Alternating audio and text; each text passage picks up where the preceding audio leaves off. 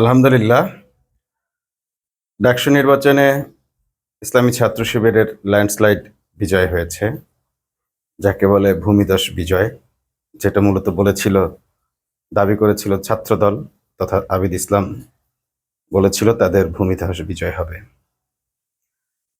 আসলে কেন ছাত্র শিবির ঠিক এই মুহূর্তে এসে এরকম একটি ভূমিধস বিজয় অর্জন করলো, সেটি নিয়ে অনেক ধরনের আলোচনা চলছে অনলাইনগুলোতে, বিভিন্ন মিডিয়া পাড়ায় এবং রাজনৈতিক অঙ্গনগুলোতে। মূলত অনেকে এটা বাই চান্স একটা বিজয় হিসেবে মনে করছে, কিন্তু আসলে ছাত্র শিবিরের এই ফুল প্যানেল জয়ী হওয়া বা দুই একটা একটা সদস্য পদ আর বোধহয় একটা স্বতন্ত্র পদ থেকে বিজয়ী হয়েছে একজন প্রকাশনা সম্পাদক, সম্ভবত সাজ্জাদ হোসেনের পরিবর্তে এবি জুবায়ের আদৌ শিবিরের বাইরের কিনা সেটি মোটামুটি সকলেই জানেন। যাই হোক, তো শিবিরের এই বুলেট প্রুফ যে প্যানেল ছিল, সেই প্যানেল ভেদ করে একটা দুইটা এদিক ওদিক গেলেও পুরো প্যানেলই তারা বিজয়ী হয়েছেন। এটা আসলে কোনো ধরনের বাই চান্স বিজয় নয়, এটা শিবিরের বহু পরিকল্পিত, বহু ত্যাগ ও সংগ্রামের ফসল।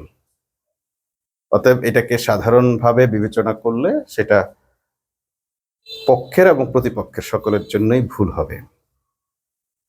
শিবিরের একটি ইন্টারনাল প্রোগ্রামে এর আগেও দেখা গেছে, যেটির ভিডিও এই নির্বাচনের আগে সোশ্যাল মিডিয়াতে ভেসে বেরিয়েছে, সেটি হচ্ছে যে আপনাদের তো জনশক্তি অনেক, আপনারা ঢাকা বিশ্ববিদ্যালয়ে ওপেন হচ্ছেন না কেন, এমন একটি প্রশ্ন রাখা হয়েছিল কেন্দ্রীয় সভাপতির কাছে এবং বিশ্ববিদ্যালয় সভাপতির কাছে। সেখানে তারা উত্তরে বলেছিল যে তারা মক্কা বিজয়ের উদাহরণ দিয়েই বলেছিল এবং তারা ফরাসি বিপ্লব, রুশ বিপ্লব, ইত্যাদি বিপ্লবের রেফারেন্স টেনে বলেছিল যে এক একটা বিপ্লবের এক একটা টাইপ আছে। তো ঢাবিতে ইসলামী ছাত্র শিবির যে বিজয় অর্জন করবে সেটার একটা টাইপ হবে এবং সেই টাইপটা হবে রক্তপাতহীন বিজয়। শুধুমাত্র শুধুমাত্র রক্তপাতহীন বিজয়ের জন্যই শিবির এতটা বছর অপেক্ষা করেছে। নয়তো আজকে আপনারা যেটা দেখেছেন সেটা শিবির আর বহু বছর আগে দেখাতে পারত। কারণ শিবিরের এই অবস্থান কিন্তু এক দুই দিনে তৈরি হয়নি, বছরের পর বছর তাদের ধৈর্য, তাদের পরিশ্রম, তাদের পরিকল্পনা, তাদের মেধা এবং তাদের ত্যাগের ফলে এটা তৈরি হয়েছে। সেই দীর্ঘ সময়ের ত্যাগের কতগুলো নজরানা হচ্ছে এরকম। ছাত্র শিবির ঢাকা বিশ্ববিদ্যালয়কে কেন্দ্র করে শুধু ঢাকা বিশ্ববিদ্যালয়ে যেন তাদের প্রত্যাশিত ছাত্রছাত্রীরা ভর্তি হতে পারে, তার জন্য বাংলাদেশের সর্বশ্রেষ্ঠ একটা প্রতিষ্ঠান গড়ে তুলেছে, তার নাম coaching centre, focus coaching centre. এই কোচিং সেন্টার গড়েই তোলা হয়েছে যেন ছাত্র শিবির মনা, ইসলাম মনা বা ছাত্র শিবির করতে পারে এইরকম শিক্ষার্থীদেরকে ফোকাসে ভর্তি করে তাদেরকে ঢাকা বিশ্ববিদ্যালয়ে ভর্তিতে সহযোগিতা করতে পারে। এই ফোকাসকে অনেকে বাণিজ্যিক প্রতিষ্ঠান হিসেবে মনে করেছেন, এই ফোকাস থেকে অনেকে চাঁদা নিয়েছেন রাজনৈতিক দলের প্রভাব খাটিয়ে। শিবির সবকিছু সহ্য করেছে। এই ফোকাসের গাড়ি পুড়িয়ে দেওয়া হয়েছে, মোটর বাইক পুড়িয়ে দেওয়া হয়েছে, ফোকাস থেকে শিক্ষকদেরকে গ্রেপ্তার করা হয়েছে, নানা ধরনের নির্যাতন এসেছে এই ফোকাসের উপর। তারপরও এই ফোকাসের কোচিং কিন্তু চলছে। তারা যে বাণিজ্যিকভাবে ব্যর্থ হয়েছে তা নয়, কিন্তু বাণিজ্যের চেয়েও তাদের প্রধান টার্গেটই ছিল তাদের মনা, অর্থাৎ ছাত্র শিবিরের সারা দেশের যে কর্মীরা আছে তাদেরকে এই ফোকাসে সুন্দরভাবে কোচিং করিয়ে তাদেরকে ঢাকা বিশ্ববিদ্যালয়ে ভর্তি করানো এবং প্রতি বছর একটা বড় সংখ্যক স্টুডেন্ট ফোকাস থেকে ঢাকা বিশ্ববিদ্যালয়ে ভর্তি হয়েছে। আর এই ফোকাসকে তারা শুধু যে ঢাকায় রেখেছেন তা না, সারা বাংলাদেশেও ছড়িয়ে দিয়েছেন। আর এরপরও যারা ফোকাস এর আগে শিবির করেননি এমন ছাত্র যারা ফোকাসে পড়েছেন, তারাও ফোকাসের পড়ালেখার মান এবং কোচিং এর মান দেখে তারা অনেকেই আবার শিবির করতে শুরু করেছেন। যাই হোক, তো এই একটা কোচিং এর একটা বড় অবদান ঢাকা বিশ্ববিদ্যালয়ে ভর্তির ক্ষেত্রে, এবং সেই ভর্তিকৃত ছাত্ররা শেষ পর্যন্ত শিবিরে ইনক্লুড হতো এবং সেই ইনক্লুডিংটা গোপনে থাকতো। তারপর শিবিরের পরিকল্পিতভাবে ত্যাগ, কে ঢাকা বিশ্ববিদ্যালয়ে পড়বে, জেলা থেকে জেলা সভাপতি সেই জিনিসটা আগে নির্ধারণ করতেন, নির্ধারণ করে সেই ছেলে যদি দরিদ্র হতো তাকে ফর্ম কিনতে সাহায্য করা, তাকে কোচিংয়ে ভর্তি হতে সাহায্য করা, তাকে ঢাকায় থাকার মতো মেস ঠিক করে দেওয়া, এভরিথিং দায়িত্ব নিতেন। এবং এই বাছাইকৃতদেরকে তারা ঢাকায় পাঠাতেন পড়তে। শুধু ঢাকা নয়, অন্য যে কোনো বিশ্ববিদ্যালয়ে চান্স পেলে পাওয়ার মতো ছেলেদেরকে চান্স পাওয়ার ব্যবস্থা করা এবং তাদেরকে নার্সিং করে তাদের স্বপ্নের ক্যাম্পাসে বা বিশ্ববিদ্যালয়ে ভর্তি হওয়ার ব্যবস্থা করার কাজটি কিন্তু শিবির রুট লেভেল থেকে করে। অতএব এই শিবিরের বিজয়কে দেখে কেউ যদি মনে করেন যে অমুকের কারণে, এই কারণে, সেই কারণে বিজয় অর্জন করেছে, নেভার, এটা নয়, এটা ভুল। এই বিজয় সুসংগঠিত এবং সুগঠিত সুপরিকল্পিত বিজয়। এবং এই মুহূর্তে এটার কারণটা হচ্ছে একটা পরিবেশ পেয়েছে শিবির, যে পরিবেশে বিজয় অর্জন করার পর, ফলাফল অর্জন করার পর সেটা ধরে রাখা সম্ভব হয়। যদি অন্য কোনো রাজনৈতিক সরকারের আমলে হতো তাহলে এই বিজয় অর্জন করা সহজ ছিল না, আর বিজয় অর্জন করলেও সেটা ধরে রাখা কোনোভাবে সম্ভব ছিল না। কারণ অতীতে আমরা দেখেছি যাদের আমলে রাজনৈতিক সরকার যেই থাকুক, সে বিএনপির আমলেই হোক আর আওয়ামী লীগের আমলেই হোক, কেউ ঢাকা বিশ্ববিদ্যালয়ের ব্যাপারে কোনো প্রকার ছাড় দেয়নি। এবার আমরা দেখলাম বিএনপি যেহেতু আগামীতে ক্ষমতায় আসবে বলে এক ধরনের প্রস্তুতি নিয়ে নিয়েছে, মানসিক প্রস্তুতি, তো তারাও এই ঢাকা বিশ্ববিদ্যালয়ে বিন্দুমাত্র ছাড় দেয়নি।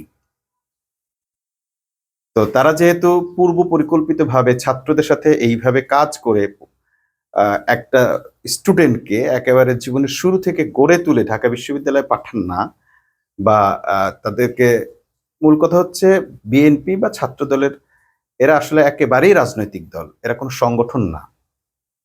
একজন ছাত্রকে দাওয়াত দিয়ে সংগঠনে সংঘবদ্ধ করা, তাদেরকে নার্সিং করা, প্রশিক্ষণ দেওয়া, তাদের চারিত্রিক উন্নয়ন ঘটানো, তাদের ক্যারিয়ার ডেভেলপমেন্ট করা, তারপরে তাদেরকে বিভিন্নভাবে নৈতিক চরিত্রের মান উন্নয়ন করা, এরকম কোনো কার্যক্রম ছাত্রদল, বিএনপি বা ছাত্রলীগ, আওয়ামী লীগের মধ্যে নেই। এগুলো একেবারেই ফুলফিল রাজনৈতিক সংগঠন, দল। রাজনৈতিক সংগঠনও নয়, রাজনৈতিক দল, মানে পার্টি, অন্যের চেয়ে একটু আলাদা একটা পার্টি। যদি সংগঠন হতো তাহলে সংগঠনের কিছু কাজ থাকতো সংগঠনের জনশক্তিদেরকে নিয়ে, যেগুলো এদের নেই। চাঁদাবাজি, কামাই রোজগার করা, কাউকে টেন্ডার দেওয়া, কাউকে ঘাট দেওয়া, কাউকে ওইখানে টেম্পো স্ট্যান্ডে জায়গা দেওয়া, এসব করে হচ্ছে তাদের মূলত সংগঠনের মূল টার্গেট। এবং সেটা তারা করেই মোটামুটি কিছু লোক পায়, যারা লোভী টাইপের কিছু লোক পায়, এরাই ওই দলের স্লোগান দেয়, নেতারে তেল দেয়, তারপর নেতার সাথে ছবি তোলে, সেলফি তোলে, সেই সেলফিবাজি করে, এগুলোকে বিক্রি করে, চেতনা বিক্রি করে, ডেডিকেশন শো করে তারপরে মোটামুটি একটা দল পথ বাগাইতে পারলে মোটামুটি তাদের কামাই রোজগার হয়। তো এই টাইপের একটা রাজনৈতিক দল, আবারও বলছি রাজনৈতিক সংগঠন নয়, রাজনৈতিক দল, কোনোভাবেই জামাত শিবিরের মতো একটি সুসংগঠিত রাজনৈতিক সংগঠনের বিরুদ্ধে জয়ী হওয়ার কল্পনাও করা যায় না। আবার অভিনন্দন জানাচ্ছি ইসলামী ছাত্র শিবিরের যে প্রার্থীরা বিজয় হয়েছেন, অলমোস্ট সবাই বিজয়ী হয়েছেন। হেমা চাকমা আর এবি জুবায়ের, দুজন ব্যক্তি বাইরে থেকে ঢুকেছেন কমিটিতে, ডাকসুতে, আর সবই ছাত্র শিবিরের। সেই বিতর্কিত, সেই বারবার স্লাট শেমিং এর শিকার ঝুমা জিতেছেন, তামান্না জিতেছেন, সালমা জিতেছেন, রায়হান জিতেছেন, দম্পতিরা জিতেছেন, সর্বমিত্র চাকমা জিতেছেন। মানে জয়ী হন নাই কে? সাজ্জাদ হোসেন খান আর বোধহয় আরেকজনকে, এরকম দুইজনের নাম মনে আছে যারা জয়ী হন নাই। আর বাকি সবাই ছাত্র শিবিরের এই ফুল প্যানেল বিজয়ী হয়েছেন। সাদিক কায়েম যে পরিমাণ ভোট পেয়ে বিজয়ী হয়েছেন, এটা আসলে অবিশ্বাস্য একটা ব্যাপার, যে ছাত্রছাত্রীদের কাছে তিনি এতটা প্রিয়। এবং এটা ঠিক যে সাদিক কায়েম জুলাই বিপ্লবের কারণে অনেক বেশি জনপ্রিয় হয়ে উঠেছেন। আবার ফরহাদ এই এক বছরে অনেকগুলো সোশ্যাল কাজ করেছেন, তার কারণে জনপ্রিয় হয়েছে উঠেছেন।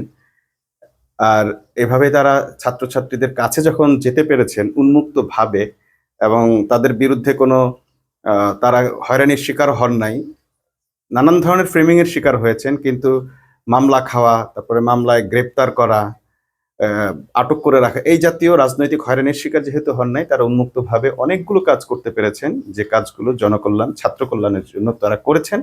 সেই কাজগুলো সাধারণ শিক্ষার্থীরা বিবেচনা করেছে এবং একটা ভোট সেই অংশ থেকে এসেছে। তবে ভবিষ্যতে ভবিষ্যতে এই কমিটি, এই ডাকসু 1 বছর যদি স্টে করে আলহামদুলিল্লাহ, তাহলে তারা যে কাজগুলো দেখাবে সাধারণ শিক্ষার্থীরা এরপর নতুন করে বিবেচনা করতে শুরু করবে। তারপরে অন্য কোনো সংগঠন যদি আসেও, তাহলে তাদেরকেও ছাত্র শিবিরের পথে হাঁটতে হবে। তাদেরকে আর ছাত্রলীগ কিংবা ছাত্রদলের মতো আবোল তাবোল রাজনীতি, ওই ভারতীয় বয়ান ধার করা রাজনীতি করে বা শুধু স্লোগান নির্ভর রাজনীতি করতে আর দেবে না। কারণ ছাত্র শিবির যদি এই 1 বছরে এই দৃষ্টান্ত উপস্থাপন করে যায় যে আসলে ছাত্র রাজনীতি ছাত্র কল্যাণের জন্য রাজনীতি, তাহলে তার ধারাবাহিকতা রক্ষা করতে হবে। ঢাকা বিশ্ববিদ্যালয়ের ছাত্রছাত্রীদেরকে, ভোটারদেরকে অসংখ্য ধন্যবাদ। সবচেয়ে বেশি ধন্যবাদ জানাই একজন স্ট্রং ভিসি ঢাকা বিশ্ববিদ্যালয়ে, যিনি এই মুহূর্তে ভাইস চ্যান্সেলরের দায়িত্ব পালন করছেন। এত স্ট্রং একজন ভাইস চ্যান্সেলর, যাকে ছাত্ররা, ছাত্রদলের গণেশ থেকে শুরু করে আর অনেকে এত নোংরাভাবে অপমান করেছেন। একজন সম্মানিত ব্যক্তিকে এভাবে নোংরা অপমান করার পর, এরপর মোনামি ম্যাডামকে যেভাবে অপমান করেছেন, তারা হাসি মুখে এগুলো সব সহ্য করে যেভাবে ছাত্রদের অধিকার, ছাত্রছাত্রীদের অধিকার সংরক্ষণ করেছেন, ভবিষ্যতেও তারা সেই নজির দেখাবেন বলে আমাদের বিশ্বাস, এবং তাদের অসংখ্য অসংখ্য ধন্যবাদ। আল্লাহ হাফেজ।